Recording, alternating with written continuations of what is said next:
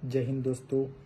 जैसे कि हम सभी को ज्ञात है कि 9 अगस्त 2024 को हमारे जो डॉक्टर मौमिता देवनाथ, जो कि आरजी कर मेडिकल कॉलेज कलकत्ता में एज अ जूनियर रेजिडेंट कार्यरत थे, उनकी निर्मम और बर्बरता से हत्या कर दी गई।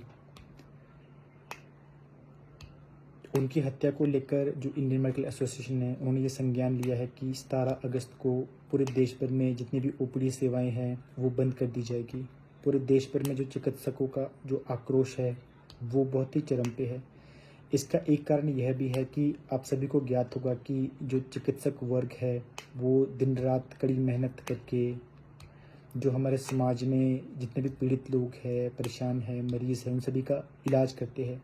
अपने सारे सुखों को, अपने सारे कंफर्ट को छोड़ के वो इंसान जो समाज का उत्थान कर रहा है, जो समाज में अच्छाई को फैला रहा है, ऐसे में अगर किसी एक ऐसे वर्ग की हत्या होती है तो ये पूरे देश में महिलाओं की सुरक्षा के ऊपर भी एक सवाल उठाता है।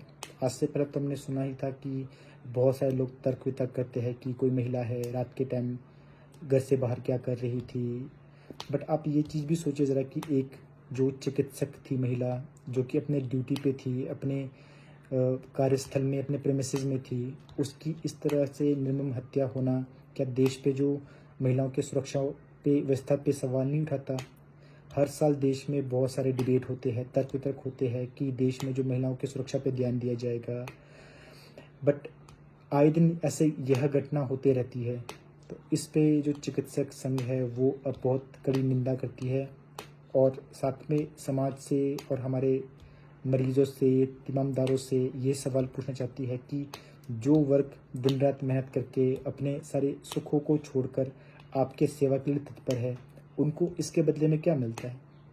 वो माता पिता जिन्होंने अपने बच्चों को इतनी कड़ी मेहनतों से डॉक्टर बनाया, डॉक्टर की पढ़ाई के लिए कम से कम 8-10 साल तो ऐसे ही निकल जाते हैं। कोई ऐसा ही बैठ बैठ के डॉक्टर नहीं बनता कि 5-6 महीने में कोई कोर्स कर लिया और डॉक्टर बन जाए। भी सालों साल की तपस्या, सालों साल की मेहनत लगती है डॉक्टर बनने के लिए। जिस उम्र में बाकी जो बच्चे खेलते हैं, कूदते हैं, फंक्शन अटेंड करते हैं, उस उम्र में जो एक डॉक्टर होता है वो अपनी पढ़ाइयों से, अपने एकेडमिक के परेशानियों से जूझ रहा होता है। ये सब करने के बाद भी समाज एक तरफ तो ये दिखावा करती है कि डॉक्टर दूसरा भगवान है, डॉक्टर भगवान का रूप है।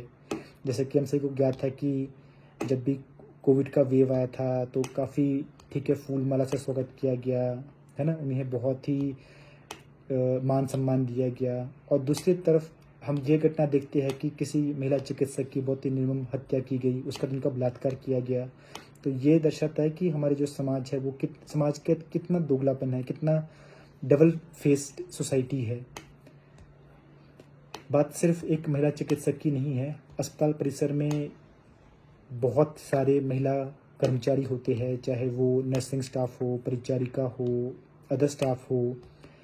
एक जो महिला चिकित्सक है जिसे हम बोलते हैं कि ठीक है वो बैकबोन है हॉस्पिटल की, अगर वो सुरक्षित नहीं है तो जो बाकी स्टाफ होंगे उनकी सुरक्षा की गारंटी कौन लेता है? आए दिन देश भर में कहीं ना कहीं जो प्रताड़ना है, गाली गलौच है, लड़ाई झगड़े है, वो होते ही रहता है। बट सरकार इस बात में कोई संज्ञान नहीं लेती। सरकार हमेशा बस किसी घटना के होने का इंतज़ार करती है। चिकित्सक संघ इस घटना की बहुत कड़ी निंदा करता है और आप सभी से ये गुजारिश भी है कि आप सभी प्लीज़ इस घटना के ऊपर थोड़ा सा हमें सपोर्ट कीजिए। इस तरह से बेरुख होके बैठने का कोई फ़ायदा नहीं है। आप भी जब किसी डॉक्टर से मिलते हैं तो वो डॉक्टर आपकी सारी परेशानियों को छोड़ के हमेशा आपके हित में काम करता है। आज जब चिकित्सक संघ की आपकी ज़रूरत है तो हम चाहते हैं कि ऐसे वक्त में आप हमारे साथ ज़रूर दीजिए। हम चाहते हैं कि जो हम डॉक्टर मौमिता देवनाथ हैं उनके साथ न्याय, इंसाफ उनको मिले और साथ ही साथ हमारे देश भर में जितने भी चिकित्सक है, महिला चिकित्सक है और जितने भी महिला कर्मचारी है जो कि अस्पताल में काम करते हैं, उनकी सुरक्षा के लिए कड़े से कड़े कानून बनाया जाए। उनको एक अच्छी सुरक्षा का प्रावधान किया जाए। धन्यवाद। Thank you so much. जय हिंद।